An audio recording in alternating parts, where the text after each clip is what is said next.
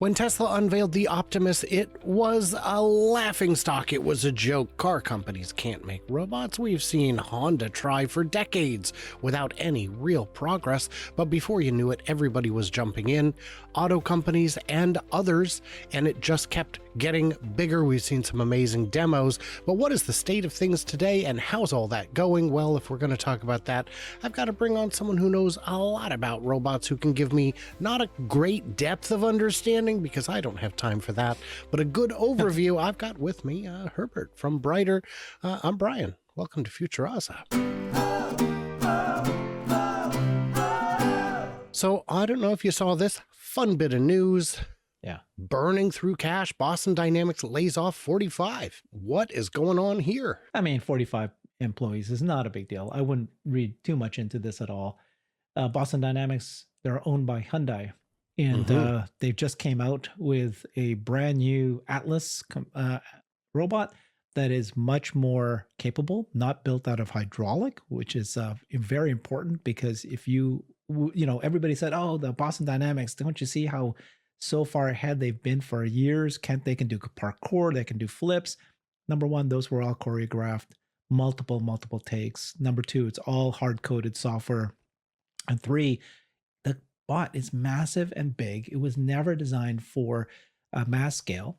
In fact, the Google, Larry Page or Sergey Brin, one of them, had asked Boston Dynamics CEO to please kind of work on making it, scalable for commercial. And he said, it's impossible. This is built for R&D, and it was built with hydraulics. So what that means is that you can't have it as a cobot. It can't be near humans. It could easily kill them because it's just too powerful, too strong. Now they created a new version of Atlas, and that's impressing everybody. They've decided to take a different approach than other humanoid bot companies. That this bot can make maneuvers that are unhuman-like, right? It can bend its knees both ways. It can flip its whole body around. It could turn its whole head around. Most other bot companies decided to really follow the human form factor as close as possible. These guys went the other way around. That's yet to be seen if that's the good strategy or not. Is that important or not? But yeah, for them to lay off 45, I wouldn't be freaked out about it. It's like if you hear Tesla lay off people, you don't freak out about it, because you know that it's just part and parcel of moving to the next stage. That's good perspective. And yeah, going from parkour robots to Cirque du Soleil robots is an interesting choice. Great contortion work there. iRobot co-founder's new home robot startup hopes to raise $30 million. So one of the co-founders of Roomba is raising cash for their new venture. Is $30 million enough? Is this too little too late? Yeah, it depends on what they're making, right? So what is it? What's the new company called? Familiar Machines and Magic. I've not heard of them, so I don't know yet what they do. There's an explanation here, what their focus is? It says that they want to do humanoid robots, is what I understand. Okay. Yeah, so that's way too small, too little, way too late. We'll see, right? It's never too late. The market is so massive that there's so much opportunity for anybody. Now, the question is, can you survive? AI furry pets. Okay. There you go. That might be enough. Yeah, is exploring robots as companions. Okay, then that's different, right? So if this is companions, there's a real focus. Now, I'll tell you something about these guys, though. Oh, Roomba. Oh my gosh, my Roomba. I invested in these guys, and I was like so convinced that, robotics is going to be the future. And of course, they never took it. They just took forever. It's almost like the Siri and the Apple, right? You go, oh my God, they finally did it. And then years and years and years go by, and there's not a single improvement. And it's just sad. These guys were so far ahead of the game. And that just tells you that there was a breakthrough in machine learning and AI, right? The ChatGPT moment, that all of a sudden made the software part of robotics, the intelligence part, actually easier than the hardware part. That's what just shocked everybody. All of a sudden, you can actually train, you can automate. But these Roomba guys took forever. So I'm not convinced that they have any advantage because he founded Roomba. If you had asked me 5 years ago, I would have said, oh my God, this great. These guys are doing this. They should have done it earlier. But when you hear them say we're furry pets, you already know at this point that they're going, okay, well, what's my role? Let's go with something a little bit more toy-like as opposed to, usefulness. That's my interpretation of this point. It is absolutely true. If you look at the cost of a Roomba, compared to the utility, I can see why adoption isn't higher. They're very expensive. There's no reason for them to be that expensive this long after debut. I was at the store the other day and they had QR codes on the columns. And I asked them why, and they said, we have a robotic floor scrubber now. And I looked it up. Those are, $40,000 to $60,000. And it is more than 40 times as valuable as a Roomba. I'll just tell you that. Yeah, that's what you need to do. Whenever you see these demos by these companies, and one very good example is the Boston Dynamic demos. They have a dog called Spot, and it can roam around the factory. They have their Boston Dynamics walking around, opening doors. If you look closely, you'll see QR codes. That QR code is just coded. When I see that, I then do these next kind of set of actions. That is a clear-cut sign that this is not autonomous. It's not really reacting to the environment. It's still software coded. So, it's just so sad that Roomba, I'm sorry, spending a little too much time on it, but I really thought that they were going to be just leaps and bounds progress. Didn't happen. Like Nissan when they debuted the Leaf and Toyota when they debuted the Prius. So speaking of 30 million-ish, Robotics has picked up 28 million for trailer loading and unloading robots. This looks good, but perhaps a bit narrower of an application. The idea is that they basically load these skips that just roll right in. So if it's purpose designed for a very specific use case, in this case, loading and so forth, I wonder what they look like. If they look like just like, it's not humanoid, right? These are just kind of like, Amazon has already millions of these kind of bots that just go around and pick up and drop off pallets, and they're just circular kind of things. Can you play that a little bit? If they can show us what that looks like? Is that them? Mm-hmm. Valio? Mm-hmm. Okay, so that's the robotics right there. And this is not really a humanoid, right? It's just a robot. Nope. There's thousands of these. You can see that he's controlling it through that. So sure, this whole idea of automation, everything could be automated. And then what we haven't seen here is how you're going to pick and place, how you're going to put things on that. If it's just pick up and, the whole thing, like instead of forklifts, now it takes an hour to load and unload. Now it's faster. That's what this is replacing. So what we're really looking at is basically containerizing without the container. Yeah. Because if they forklifts. because if they can load them up in advance, that's even better. Yeah. So this is my point, right? Where robotics coming into place and all of these ability to automate now, we're going to have a trillion different form factors. There's going to be a role for everybody if you just completely design something. If you're a humanoid bot company and you're not succeeding, but you've got money, and of course many of them will die. I'm not saying they won't die, but if you have, so I have this thing where a lot of people say, it's like exactly what happened to the electric vehicle market. What's happening with the humanoid robot companies? Okay, there's hundreds and hundreds of them form, then hundreds of them die because they can't do it, and it's really low margin business, and they fail. And I'm saying, no. The humanoid bot industry is so different from the EV industry. Number one, the market is much bigger, right? It's like 40 times bigger than the auto industry. Number two, the auto industry has one use case. Transportation, get you from point A to point B. Robotics has unlimited, infinite use cases. So if I needed to, I can create my humanoid bot and make it a sumo wrestler. And it can only do a very, very niche market. But the margins are so high, by the way. That's the other big difference. EVs margins are low. Humanoid bots, margins are massive. Like it's unbelievable. Recurring revenue compared to existing kind of replacement. So if you needed to, you can make one that's doubly stronger and you've got a roll. Now the market is much smaller. And so you may not make it because it's harder because your segment's smaller, but it's a lot more chance for you to survive than the EVs do. So I think that there's just something that you'll see many different form factors. I think what we should do is zoom out because we've got TSMC touts multifunctional robots. I saw the headlines, thought, oh my gosh, are they getting into it? No, but we're having conversations with the people who are. And our chips could play a significant role, given the strengths in chip manufacturing and software design. In the past 2 months, our customers shared a lot of their future plans with me. AI applications and was the most talked about subjects in our conversation. And he even said, yes. That's CC Wei. He's the CEO of TSMC. He just met with Elon Musk this week. And he said when he spoke to Elon, that Elon told him that his focus has now shifted away from cars and into the bots, humanoid bots. Well, I don't know if that's true. I just talked to the world's richest guy the other day. That could be anybody. He told me versatile robots is the direction he is striving toward, not cars. That could be anybody.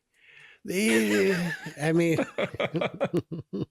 okay, so you are correct. You are correct. He was in an interview, and you could hear. I downloaded that interview, and he was speaking in Chinese, of course, but people, translated it. And he said, and the reason why he's talking to TSMC is he's securing, and both ways around, TSMC securing these chips. These chips is going to be in the millions. It's going to be in the hundreds of millions required for every single different kinds of bots out there.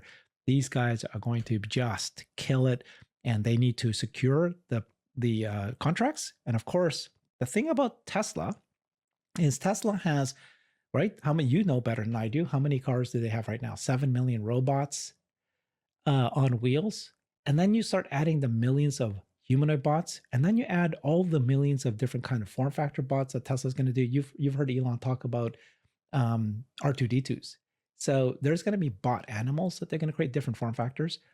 And now you're adding that up. What other company out there that can have this many bots that needs chips, right? And so the volume is so big. Like if you talk to any other car company, then they'll go, yeah, we'll need chips, but they're just car companies. If you talk to any of the humanoid bot companies, they'll need it, but they're just humanoid bot companies. These guys are the lead. Tesla is just so far ahead. And they are buying them in every sector, in AI, in robotics, in automotive, in inverters and controllers, microcontrollers, all of that. They need everything. So now we talked about how Hyundai has got their Boston Dynamics, how Tesla's got their Optimus. And what about BYD here? BYD launches recruitment drive. Have you heard about this? They're looking to do more of the same. BYD is a vertically integrated company. They do make their own batteries. They make batteries for other companies as well. They are big into smartphone components. They have their own competencies in-house, and they are looking to get into the robot game. Big deal? Big deal, of course. You have to. Any company, every company, especially these guys. The problem with BYD is, if you take a look at what they said, embodied intelligence research, they need AI for different form factors. And the problem with them is that they're already the top leader in global auto sales and even EVs and hybrids, but they've done this without much automation. Just even the industrial robot things, they're not doing very well. So people think, oh my God, they're going to be able to just, conquer globally. There's many experts who say, well, no, because they have not mastered how to create. They're using low-cost Chinese workers. But when they want to go to the US, when they want to go to Mexico, how do they do it at that price if they've not mastered autonomy, autonomous factories, which is what Tesla has done, right?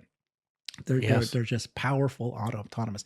Now you need to add not only the industrial robot, you need to add the human robots. And so, let me ask you, for a factory, do I need industrial robots, humanoid robots? Well, you know the answer. Do I? You do, because you're the expert in the cybercab. There's no one else that knows cybercab more than you. And you were the first to find out that Tesla basically designed a cybercab to be 100% industrial robots, no humans required. So if they don't need humans to build it, you don't need humanoid bots to build it. I think we've heard Tom Zhu, senior vice president, senior executive at Tesla, say at one point, remember this? He said that Giga Mexico, when it has 5,000 employees, imagine if it has 5,000 Optimus as well. So that's something like this 50-50. Yeah. But China humanoid robot run car factory to be built by FAW Volkswagen in a joint venture. That's weird. I think Why is that that weird?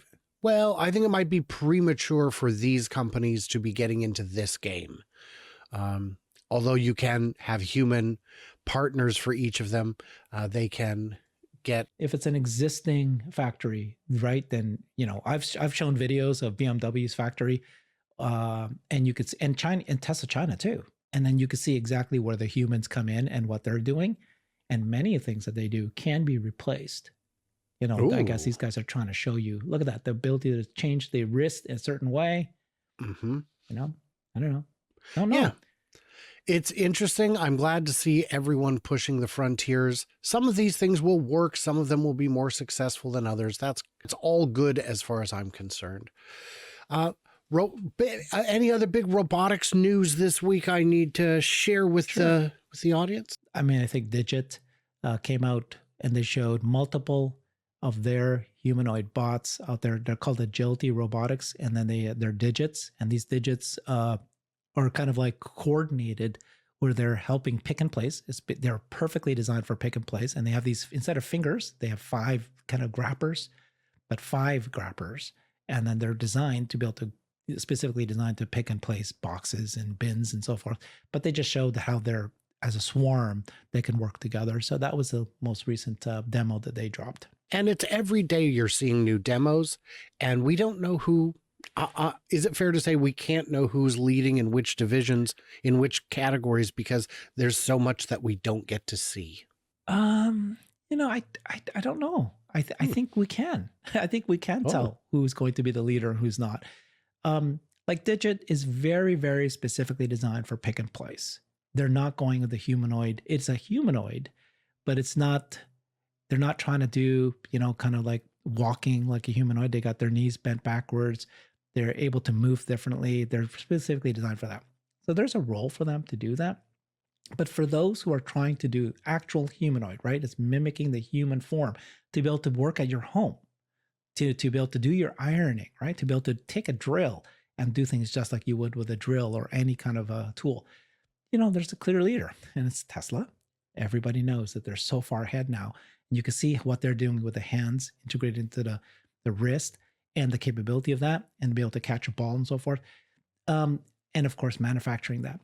And then Figure just announced this week that they have delivered a fleet, that we don't know how many that is, to BMW permanently there, so that they're there no longer as a pilot, but they're actually working there, and they're well funded, $675 million. So they're moving along, and they built their factories. They've got at least, a massive factory that they're starting to, the space is anyways opened up. It's hard to say if they're going to succeed manufacturing on their own. And then the others, like Aptronic, has announced that they're going to be partnering with large, I don't know if I can mention it yet, but basically they're partnering with other companies to do the manufacturing for these bots. So we'll see. You know what I mean? Like, it's a race, but it's like, I don't think it's a race. Many of them will succeed. More than one will succeed. It's just a matter of, can you get out there, build, and make it cost effective and actually useful. Very cool. You guys in the comments, what did we miss? What did we misunderstand? I'd like to know. There is so much to cover and so little time. Herbert, thank you so much for coming on. If you get a chance, head on over to Brighter, see what he's up to. He's got some pretty fantastic guests coming up. I think it was just last week you had on Gary Black and Dan Ives. Oh my gosh, what a great show. Anyway, stay tuned, stay juicy, and I can't wait to hear from you, clever robots, on the next one.